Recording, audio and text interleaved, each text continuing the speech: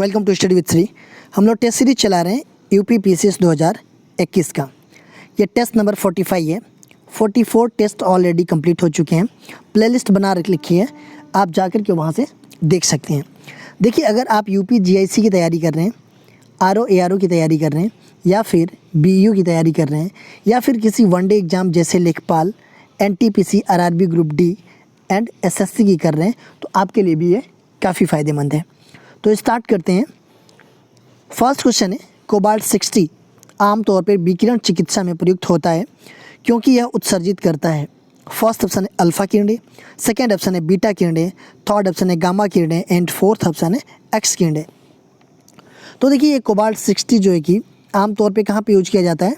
विकिरण चिकित्सा में प्रयुक्त होता है। क्यों? क्योंकि यह क्या उत्सर्जित करता है? तो यह उत्सर्जित करता है आपका गामा किरणें। ये थर्ड ऑप्शन सही है। देखिए, कोबाल्ट 60 का उपयोग करके जो है कि कैंसर का इलाज किया जाता है। नेक्स्ट क्वेश्चन देखते हैं। निम्नलिखित में से कौन सा युग्म सुमेलित नहीं है? फर्स्ट ऑप्शन है J Perkins penicillin, second option है J L Baird television, third option है A G Bell telephone and fourth option है जेम्स वाट वास्प इंजन। तो देखिए, इसमें वैज्ञानिक का नाम दिया गया है और इन्होंने क्या खोज किया उसका नाम दिया गया है। तो इसमें से सुमेलित नहीं है, गलत है, वो बताना है। तो देखिए, जे परकिंस, इन्होंने पेनिसिलिन की खोज किया? नहीं किया। पेनिसिलिन की खोज किसने किया? तो ये जो है कि आपका अलेक्जेंडर फ्लेमिंग जी ने किया 1928 में। देखिए, जे एल बेयर्ड, ये जो है कि टेलीफोन की खोज की है। जे एल बेयर्ड टेलीविज़न की खोज की है। एजी बेल, ये जो है कि टेलीफोन की खोज की है, और जेम्स वाट द्वारा जो है कि वास्प इंजन की खोज किया गया था। तो ये सुमेलित कौन सा नहीं है? तो ये फर्स्ट वाला सुमेलित नहीं है। नेक्स्ट क्वेश्चन देखते हैं। एशिया का प्रथम इंजीनियरिंग कॉलेज कहाँ स्थापित किया गया था? फर्स्ट ऑप्शन है चेन्नई, सेकेंड ऑप्शन है रुड़की, थर्ड ऑप्शन है ग्वालियर एंड फोर्थ ऑप्शन है देहरादून। क्वेश्चन कह रहा है कि एशिया का प्रथम इंजीनियरिंग कॉलेज कहाँ पे स्थापित किया गया? तो ये किया गया था आपका रुड़की में। ये सेकेंड ऑप्शन सही है। देखिए, ये रुड़की कहाँ पे है? तो ये उत्तराखंड में स्थित है, और रुड़की में जो है कि एशिया का प्रथम इंजीनियरिंग कॉलेज की स्थापना की गई थी। कब? तो 1853 ईस्वी में। क्या नाम था उस कॉलेज का? तो Thomas college of civil engineering नाम था। उसके बाद से 1948 में इसका नाम जो है कि बदल करके क्या कर दिया गया? यूनिवर्सिटी ऑफ रुड़की कर दिया गया था। नेक्स्ट क्वेश्चन देखते हैं। विश्व स्वास्थ्य संगठन ने स्वाइन फ्लू को क्या नाम दिया? फर्स्ट ऑप्शन है H5N1, सेकेंड ऑप्शन है H1N1, थर्ड ऑप्शन है H1N5 एंड फोर्थ ऑप्शन है H2N5। तो देखिए, WHO ने स्वाइन फ्लू को क्या नाम दिया? तो ये दिया आपका H1N1। ये सेकेंड ऑप्शन सही है। देखिए, ये जो है कि एक संक्रामक रोग है, और ये सबसे पहले कहाँ पे हुआ था? तो मैक्सिको में हुआ था ये सबसे पहले, और WHO ने इसका नाम जो है कि इन्फ्लुएंजा H1N1 नाम दिया। देखिए, इसमें क्या होता है, इसमें इसके लक्षण क्या होते हैं? बार बार जो है कि उल्टी आती है और तेज़ बुखार होता है। ठीक है। देखिए, इसकी एक दवाई है, बहुत कारगर है, उसका नाम है ओसेल्टामिविर। ठीक है। देखिए, WHO, विश्व स्वास्थ्य संगठन, इसके बारे में थोड़ा समझ लेते हैं। एक मिनट। हाँ, देखिए, विश्व स्वास्थ्य संगठन, इसका जो है कि स्थापना कब हुआ था? तो इसका स्थापना जो है कि 7 अप्रैल 1948 को हुआ था। ठीक है। और ये जो है कि एक UN की एक विशिष्ट एजेंसी है। ठीक है। इसका मुख्यालय कहाँ पे है? तो जेनेवा, स्विट्ज़रलैंड में है। इनमें कितने सदस्य हैं आज की डेट में? तो इसमें जो है कि 194 सदस्य हैं। देखिए, इसका मेन पर्पज़ क्या होता है WHO का? तो इसका ये पर्पज़ होता है कि संसार के सभी लोगों का स्वास्थ्य का ध्यान रखा जाए और स्वास्थ्य का स्तर जो है कि ऊंचा करना इसका पर्पज़ होता है। देखिए, WHO की 6 और भी क्षेत्रीय एजेंसियां हैं। ठीक है, जो क्षेत्रीय कार्यालय हैं, कहाँ कहाँ पे है? तो एक जो है कि आपका न्यू दिल्ली में, भारत में भी है इसका एक कार्यालय। देखिए, इसका जो है कि महानिदेशक कौन है? तो टेड्रोस एडहानम है। ठीक है। और एक जो है कि उप महानिदेशक जो है कि सौम्या स्वामीनाथन है। ये जो है कि भारत की हैं सौम्या स्वामीनाथन। ये किन की बेटी हैं? आप लोग कमेंट बॉक्स में मुझे बताइएगा उनका नाम, इनके पिताजी का नाम। नेक्स्ट क्वेश्चन देखते हैं, रुधिर के प्लाज्मा में निम्नलिखित में से किसके द्वारा एंटीबॉडी निर्मित होती है?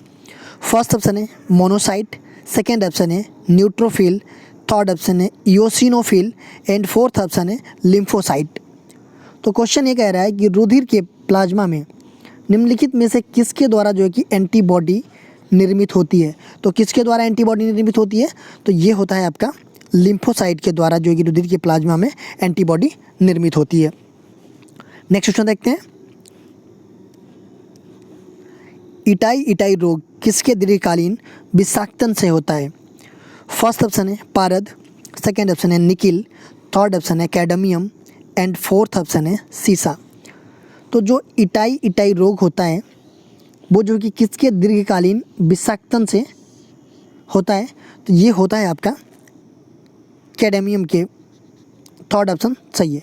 देखिए ये जो है कि कैडमियम के दीर्घकालीन विषाक्तन से होता है और ये रोग जो है कि सबसे पहले कहाँ पे हुआ था? तो जापान के एक प्रांत है टोयामा प्रांत, उसमें जो है कि इसको देखा गया था और ये जो है कि नदियों में जो है कि खनन कार्य के द्वारा जो है कि कैडमियम के विमोचन से ये फैला था। नेक्स्ट क्वेश्चन देखते हैं, रतौंधी किस विटामिन की कमी के कारण होता है? फर्स्ट ऑप्शन है विटामिन ए, सेकेंड ऑप्शन है विटामिन बी, थर्ड ऑप्शन है vitamin C and fourth option है विटामिन डी। तो रतौंधी जो है कि किस विटामिन की कमी के कारण होता है? तो ये होता है आपका विटामिन ए की कमी के कारण। विटामिन ए का रासायनिक नाम क्या है? तो रेटिनॉल है। और रतौंधी में क्या होता है? रतौंधी में जो है कि रात में दिखाई नहीं देता है और इसके विटामिन ए के प्रमुख स्रोत क्या क्या हैं? तो हरी सब्जियां, गाजर और मछली का तेल इसके प्रमुख स्रोत हैं। देखिए विटामिन बी से कौन सी रोग होता है? तो विटामिन बी से बेरी रोग होता है, विटामिन सी से स्कर्वी रोग होता है एंड विटामिन डी से रिकेट्स रोग होता है। नेक्स्ट क्वेश्चन देखते हैं, निम्नलिखित में किस फसल में नील हरित शैवाल मुख्यतः जैव उर्वरक के रूप में प्रयोग होते हैं? फर्स्ट ऑप्शन है चना, सेकेंड ऑप्शन है गेहूँ, थर्ड ऑप्शन है सरसों एंड फोर्थ ऑप्शन है धान। तो क्वेश्चन ये कह रहा है कि किस फसल में नील हरित शैवाल मुख्यतः जैव उर्वरक के रूप में प्रयोग किया जाता है? तो किस में किया जाता है? तो ये धान में किया जाता है। ये फोर्थ ऑप्शन सही है। नेक्स्ट क्वेश्चन देखते हैं, हैलोजन में सबसे अधिक अभिक्रियाशील है? फर्स्ट ऑप्शन है फ्लोरीन, सेकेंड ऑप्शन है ब्रोमीन, थर्ड ऑप्शन है आयोडीन एंड फोर्थ ऑप्शन है क्लोरीन। तो क्वेश्चन पूछ रहा है कि हैलोजन में सबसे अधिक अभिक्रियाशील है, तो वो है आपका फ्लोरीन। ये फर्स्ट वाला ऑप्शन सही है। देखिए हैलोजन जो है कि अत्यधिक अभिक्रियाशील अधात्विक तत्वों की एक श्रृंखला है, ठीक है। इसमें जो है कि फ्लोरीन, क्लोरीन, ब्रोमीन, आयोडीन, एस्टेटिन है और इसमें से जो है कि सर्वाधिक अभिक्रियाशील जो है कि फ्लोरीन होता है। नेक्स्ट क्वेश्चन देखते हैं, निम्नलिखित में से कौन सा रूपांतरित स्तंभ है? फर्स्ट ऑप्शन है गाजर, सेकेंड ऑप्शन है शकरकंद, थर्ड ऑप्शन है नारियल एंड फोर्थ ऑप्शन है आलू। तो जो है कि कौन सा रूपांतरित स्तंभ है? तो वो है आपका आलू। ये फोर्थ ऑप्शन सही है। अच्छा एक चीज़ बताइए, आलू ये जड़ है या तना है? आप लोग कमेंट बॉक्स में मुझे बताइएगा कि आलू जड़ है या तना है। नेक्स्ट क्वेश्चन देखते हैं, सिफिलिस रोग का वाहक कौन होता है? फर्स्ट ऑप्शन है जीवाणु, सेकेंड ऑप्शन है विषाणु, थर्ड ऑप्शन है कवक एंड फोर्थ ऑप्शन है फंगी। तो सिफिलिस रोग का जो है कि वाहक कौन होता है? तो ये होता है जीवाणु। ये फर्स्ट ऑप्शन सही है। देखिए सिफिलिस रोग जो है ना ट्रेपोनेमा पैलिडम नामक जीवाणु के द्वारा होता है ये। नेक्स्ट क्वेश्चन देखते हैं, निम्न पौधों में से कौन सा क्रूसीफेरी कुल से संबंधित नहीं है? फर्स्ट ऑप्शन है मूली, सेकेंड ऑप्शन है शलजम, थर्ड ऑप्शन है सरसों एंड फोर्थ ऑप्शन है कपास। तो ये बोल रहा है क्रूसीफेरी कुल से संबंधित नहीं है। तो देखिए आपका जो है कि इसमें मूली ये जो है कि क्रूसीफेरी कुल का है, शलजम ये भी आपका जो है कि क्रूसीफेरी कुल का है, सरसों ये भी आपका क्रूसीफेरी कुल का है, ये कपास ये जो है कि आपका किस कुल का है? तो कपास जो है कि मालवेसी कुल से संबंधित है ये। तो ये फोर्थ ऑप्शन जो है कि हो जाएगा। नेक्स्ट क्वेश्चन देखते हैं, लौंग के तेल का प्रमुख घटक कौन सा है? जो दांत के दर्द दूर करने में प्रयुक्त होता है? फर्स्ट ऑप्शन है यूरेनाल, सेकेंड ऑप्शन है न्यूमेटाफोर, थर्ड ऑप्शन है यूरेन एंड फोर्थ ऑप्शन है इनमें से कोई नहीं। तो देखिए लौंग का जो तेल होता है इसमें से क्या ऐसा होता है जो कि दांत के दर्द के दूर करने में प्रयुक्त किया जाता है? तो क्या होता है? तो इसमें जो है कि होता है यूरेनाल। ये फर्स्ट ऑप्शन सही है। नेक्स्ट क्वेश्चन देखते हैं। भारतीय अंतरिक्ष अनुसंधान संगठन इसरो की स्थापना कब की गई थी? फर्स्ट ऑप्शन है 15 अगस्त 1956 ईस्वी को, सेकेंड ऑप्शन है 15 अगस्त 1969 ईस्वी को, थर्ड ऑप्शन है 15 अगस्त 1962 ईस्वी को एंड फोर्थ ऑप्शन है 15 अगस्त 1963 ईस्वी को। तो भारतीय अंतरिक्ष अनुसंधान संगठन इसरो की स्थापना कब की गई थी? तो ये की गई थी आपका 15 अगस्त 1969 को। ये सेकेंड ऑप्शन सही है। देखिए इसरो के बारे में थोड़ा जान लेते हैं यहाँ से। इसरो जो है कि इंडियन स्पेस रिसर्च ऑर्गेनाइजेशन, ठीक है, भारतीय अंतरिक्ष अनुसंधान संगठन, इसका जो है कि स्थापना बताई दिया 15 अगस्त 1969 को हुई थी। इसका मुख्यालय कहाँ पे है? तो ये बेंगलोर में इसका मुख्यालय है। और इसका आदर्श वाक्य क्या है? तो मानव जाति की सेवा में अंतरिक्ष प्रौद्योगिकी है। इसके जो है कि अभी डायरेक्टर जो है कि डॉक्टर के सिवान जी हैं। देखिए इसका मुख्य कार्य क्या होता है? इसका मुख्य कार्य ये होता है ना कि ये भारत का राष्ट्रीय अंतरिक्ष संस्थान है और इसका मुख्य कार्य ये होता है कि भारत के लिए अंतरिक्ष संबंधित तकनीकी उपलब्ध कराना, ठीक है। इसके संस्थापक कौन थे? तो विक्रम साराभाई थे इसके संस्थापक। नेक्स्ट क्वेश्चन देखते हैं। निम्नलिखित में से किस समूह के जीवों का डूबने से हुई मृत्यु का पता लगाने में महत्व है? फर्स्ट ऑप्शन है प्रोटोजोआ, सेकेंड ऑप्शन है साइनोजीवाणु, थर्ड ऑप्शन है डायटम एंड फोर्थ ऑप्शन है लाइकन। तो क्वेश्चन ये कह रहा है कि निम्न में से किस समूह के जीवों का डूबने से हुई मृत्यु का पता लगाने में महत्व है? तो किस समूह के जीवों का डूबने से हुई मृत्यु का पता लगाने में महत्व है? तो ये है आपका डायटम से। ये थर्ड ऑप्शन सही है। नेक्स्ट क्वेश्चन देखते हैं। जब प्रकाश एक माध्यम से दूसरे माध्यम में जाता है तो निम्न में से कौन सा एक अपरिवर्तित हो जाता है? फर्स्ट ऑप्शन है वेग, सेकेंड ऑप्शन है तीव्रता, थर्ड ऑप्शन है तरंगदैर्ध्य एंड फोर्थ ऑप्शन है आवृत्ति। तो देखिए जब प्रकाश जो है कि एक माध्यम से दूसरे माध्यम में जाता है तो क्या जो है कि इसमें से अपरिवर्तित रहता है? देखिए परिवर्तित जो है कि क्या क्या हो जाता है जब प्रकाश एक माध्यम से दूसरे माध्यम में जाता है? तो देखिए वेग ये भी परिवर्तित हो जाता है, तीव्रता ये भी परिवर्तित हो जाता है, तरंगदैर्ध्य ये भी परिवर्तित हो जाता है जब प्रकाश जो है कि एक माध्यम से दूसरे माध्यम में जाता है तो। लेकिन आवृत्ति एक ऐसी चीज़ है कि ये आपका अपरिवर्तित रहती है। तो ये हो जाएगा आपका फोर्थ ऑप्शन सही हो जाएगा। नेक्स्ट क्वेश्चन देखते हैं। बलियारिका द्वीप समूह कहाँ स्थित है? फर्स्ट ऑप्शन है बाल्टिक सागर में, सेकेंड ऑप्शन है उत्तरी सागर में, थर्ड ऑप्शन है काला सागर में एंड फोर्थ ऑप्शन है भूमध्य सागर में। तो बलियारिका द्वीप समूह कहाँ पे स्थित है? तो ये स्थित है आपका भूमध्य सागर में। ये फोर्थ ऑप्शन सही है। देखिए भूमध्य सागर के ना पश्चिमी भाग में जो आइबेरियन प्रायद्वीप है उसके जो है कि पूर्व तट मतलब पूर्वी तट के समीप जो है कि बलियारिका द्वीप समूह स्थित है।